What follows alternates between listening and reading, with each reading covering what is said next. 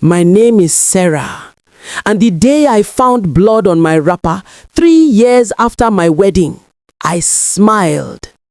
Not because I was happy, but because I had finally gone mad. You see, every woman in my village knows what it means when your monthly visitor arrives. It means another month of failure, another month of shame, another month of your mother-in-law looking at you like a curse she can't wash away.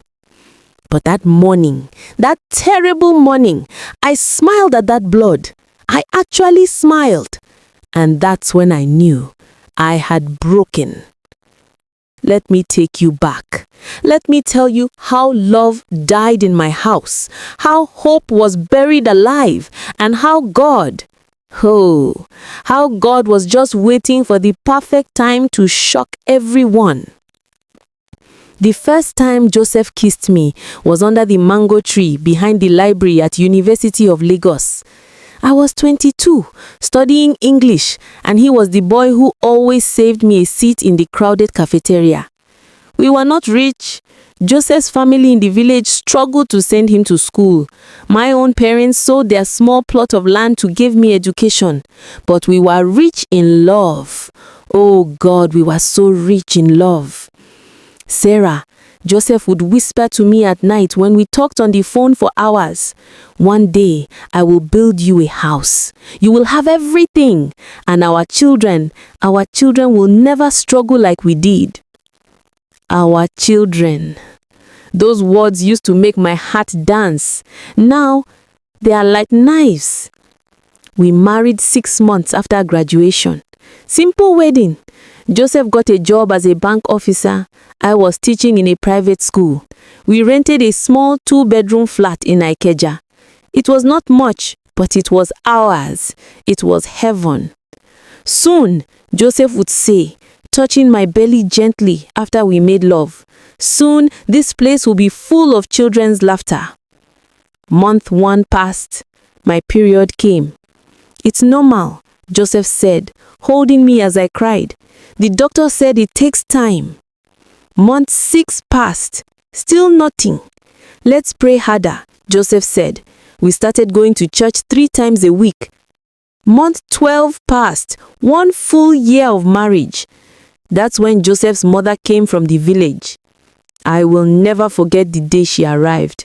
I was cooking jollof rice that Saturday afternoon when I heard the loud knock on our door. Joseph, Joseph, my son. I opened the door and there she was, my mother-in-law, with 2 big Ghana Wasgo bags and a face that said she had come to stay. Good afternoon, Mama.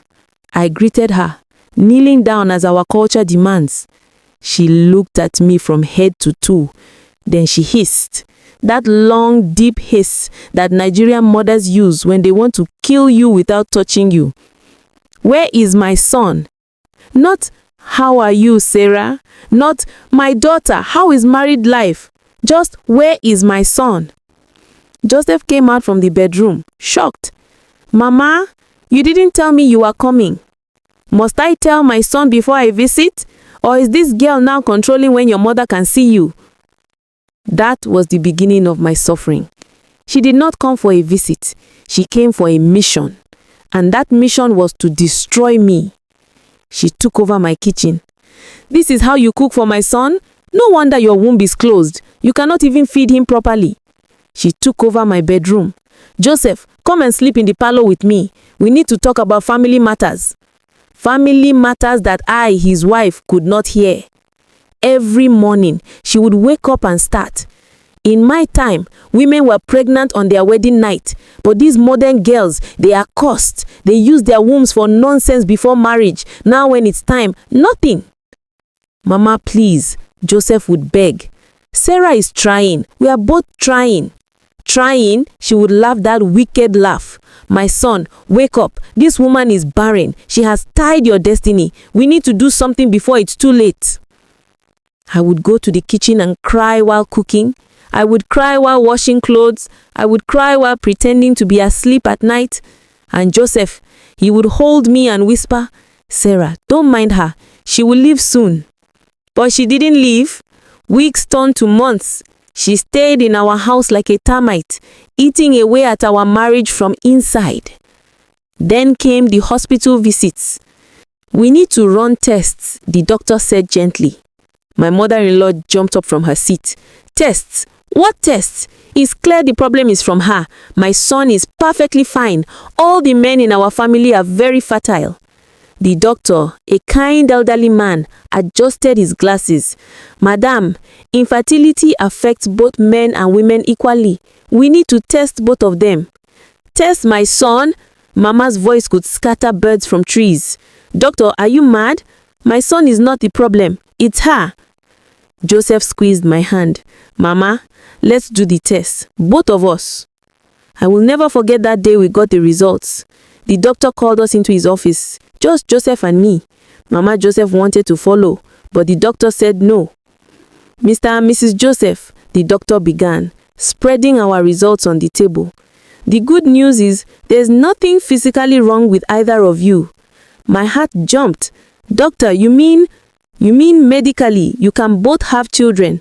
Sometimes it just takes time.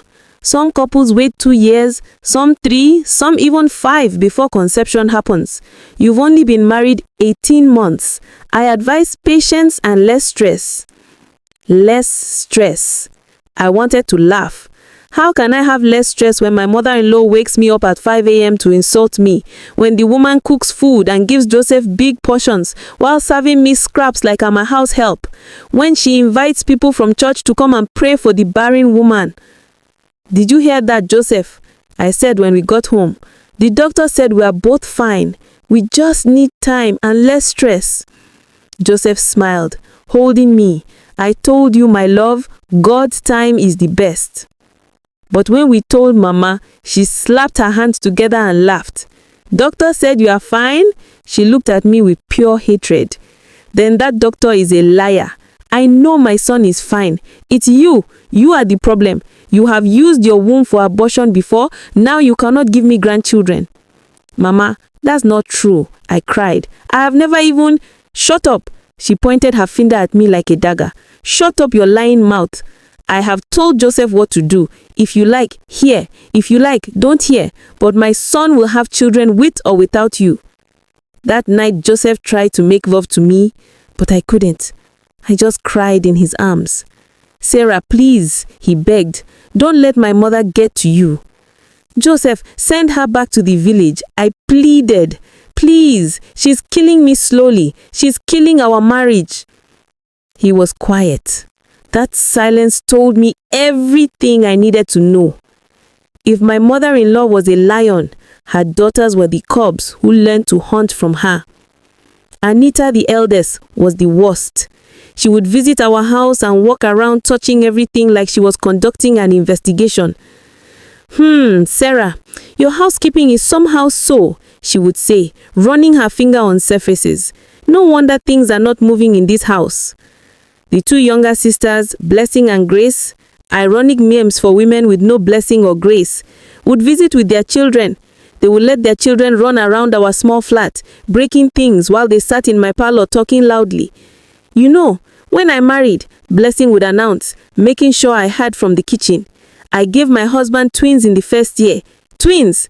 That's how you know a woman is truly a woman. Me, I have 3 children in 4 years. My husband's people were so happy. They threw a big party. They said I have blessed their lineage.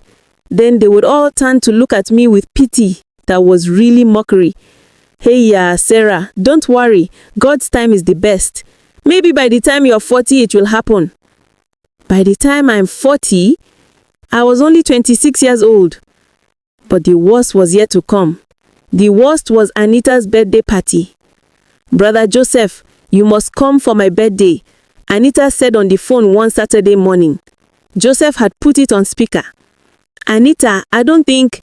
Please now, your own sister's 32 years birthday and you cannot come. Sarah can stay at home and rest. Just you, come and celebrate with me. Something in her voice made my spirit uncomfortable. I touched Joseph's arm. Maybe we should both go. No! Anita's voice came sharp through the phone. I mean, Sister Sarah must be tired. Let her rest. Just you, brother, please. Joseph looked at me.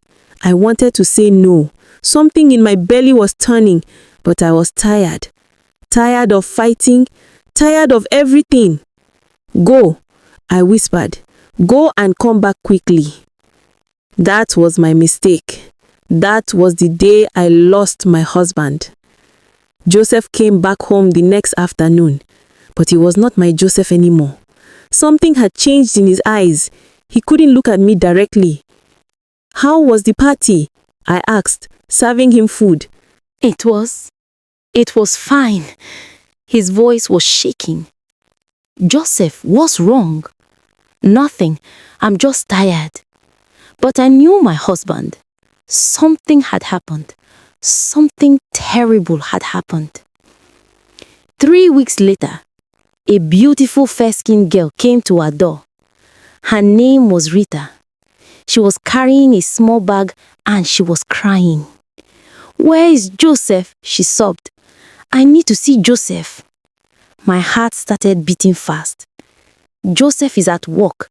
Who are you?" "I'm Rita," she said, as if that should mean something to me. "Anita's friend. I need to tell him something important."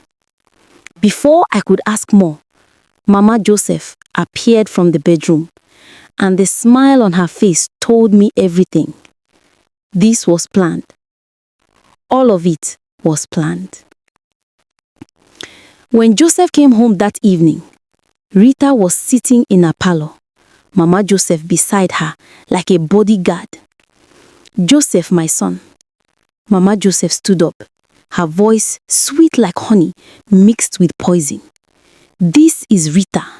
She has something to tell you." I watched my husband's face turn white. He knew. Oh God, he already knew. "Joseph," Rita began, tears running down her face. I'm pregnant for you." The world stopped spinning. "What?" I heard my own voice from far away. "What did you say?" "Shut up." Mama Joseph turned to me. "This doesn't concern you." "Doesn't concern me?" I stood up, my whole body shaking.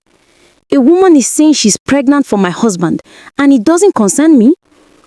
"Joseph," Rita continued, ignoring me completely. "That night at Anita's party, you don't remember? We were together. And now I'm pregnant. 1 month pregnant." Joseph sank into the sofa, his head in his hands. "Joseph, I don't remember anything from that night. After 2 drinks, everything went blank." "You were drunk," I screamed. "How convenient! How convenient!" "Sarah, calm down," Joseph said weakly. "Calm down?" I laughed. It was the laugh of a woman who has finally broken. "Calm down? Your sister drugged you. This girl slept with you, and now she's pregnant, and you're telling me to calm down?" "Nobody drugged anybody," Mama Joseph shouted. "My son was just drinking normally, and nature took his course. This is what happens when a man is frustrated at home. When his wife cannot give him children, he will find someone who can." I looked at Joseph. "Tell me you didn't know about this. Tell me this wasn't planned." He couldn't look at me. "Sarah, I swear, I don't remember anything." "But you're not denying it happened."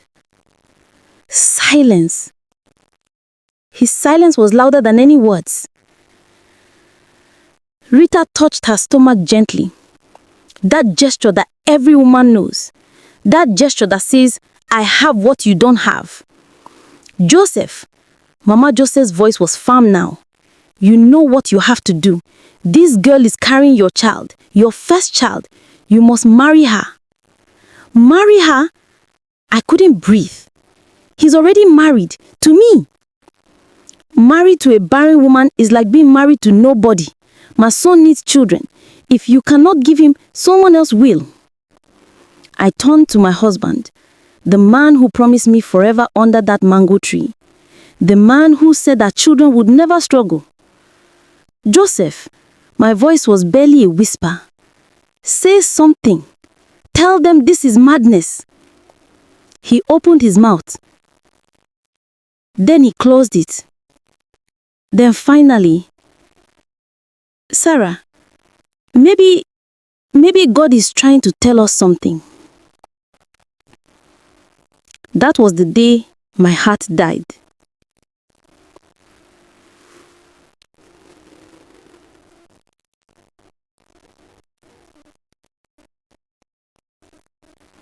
They did a traditional marriage for Rita in our sitting room. Yes, our sitting room. The same place where Joseph and I used to dance to old love songs. The same place where we dreamt about our future. Anita came with other family members. They brought kola nuts, wine, and enough joy to wake the dead. Meanwhile, I was locked in my own bedroom like a criminal. "Stay inside," Mama Joseph commanded. "Don't come out and spoil the ceremony with your bad luck." I sat on my bed, listening to them laugh, listening to them celebrate, listening to my husband take a second wife. When it was over, Mama Joseph knocked on my door. "It is finished," she said simply. "Rita is now part of this family. You better behave yourself." That night, Joseph slept in the parlor with Rita. I heard them. I heard everything. And something inside me just stopped feeling. The next morning, Mama Joseph called me to the kitchen.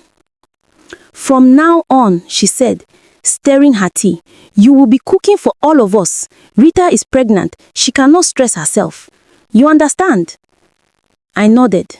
What else could I do? "Good. Also, I have found a bigger apartment, 3 bedrooms. You people will move next week. Rita will have her own room. You will have your own room. Joseph will visit whoever he wants, whenever he wants." "You mean we won't even share a room anymore?" She smiled. "Did you think you will still be sleeping with him? My dear, you are just here now for decoration. Rita is the one carrying his child. She is now the madam of this house." And that's exactly what happened. We moved to a bigger apartment in Surulere. Rita got the master bedroom. I got a small room near the kitchen. Joseph moved between us like a confused goat. But the worst part was, Rita was not content with just winning. She wanted to destroy me completely. "Sarah, I need hot water for my bath," Rita would call out every morning at 6 a.m., though she was perfectly capable of boiling water herself. "Sarah, this food is too salty. Cook another pot." "Sarah, wash my clothes. The pregnancy is making me tired." And when Joseph was around, she would put on a show.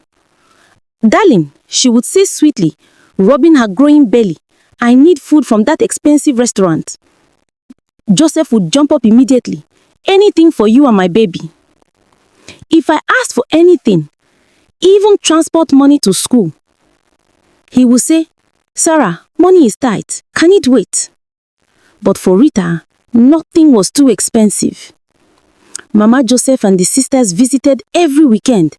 They would gather around Rita like she was a queen, touching her belly, bringing gifts, singing praises. "This one will be a boy," Mama Joseph would declare. "I can feel it, a strong boy to carry our family name." Then they would look at me, sweeping the parlor or washing dishes, and shake their heads. "Hey, ya Sarah," Blessing would say loudly, "you are now like the housemaid, sorry oh." One day, I couldn't take it anymore. Joseph and I were alone in the parlor. Rita had gone to visit Anita. "Joseph, what happened to us?" I asked quietly.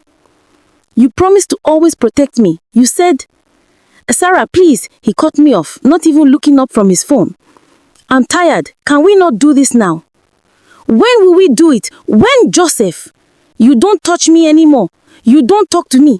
I'm your wife, but I'm living like a servant in my own house. What do you want me to do?" He stood up angry for the first time. "How dare you? I loved you. I loved you with everything. But 3 years? 3 years of trying? 3 years of shame? 3 years of my mother crying every night that her lineage would die? What did you expect me to do? I expected you to keep your promise. I was crying now. You promised forever. You promised. Promises don't give children. Rita is giving me a child. That's what matters now. He walked out, leaving me there with my tears and shattered heart.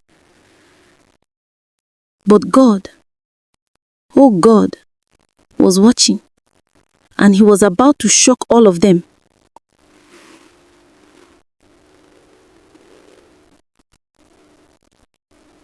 Rita was 6 months pregnant when she came home from the hospital with news that changed everything. "It's a boy," she announced, waving the scan result like a flag of victory. "The doctor confirmed it. We are having a boy."